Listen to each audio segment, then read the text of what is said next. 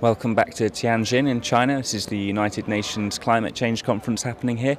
It's just past 5 past the hour, so I'm going to give you a quick news update.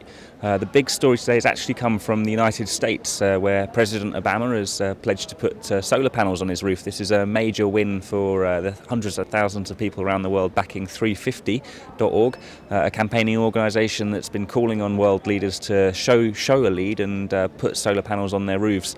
If you'd like to join that campaign, then you can do so at www.putsolaron.it.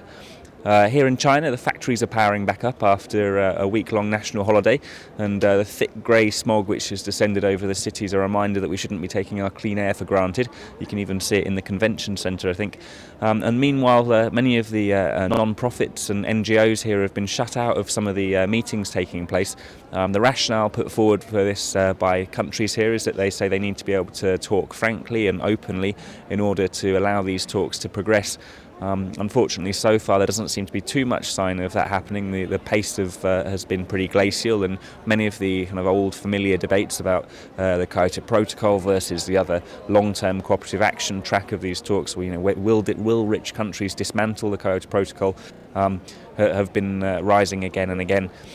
Finally, delegates entering the talks this morning were welcomed by a Tai Chi session run by campaigners from Tick Tick Tick.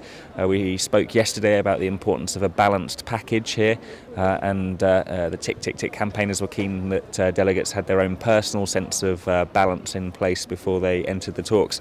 I don't know whether you've seen that video already in the show, or whether you'll catch up with it later, but I urge you to watch it just so that you can appreciate the comedy value of my colleague Manish giving a fantastic impression of a front crawl swim whilst struggling to master Tai Chi for the first time. We're going to be back here in a couple of minutes. We've got an interview with Liz Gallagher, and we're going to be exploring some of the main money issues about climate change. Who pays, how are they going to pay for it, and how much is it going to cost? So I'll see you shortly, and hand back to Hedgley now in the UK.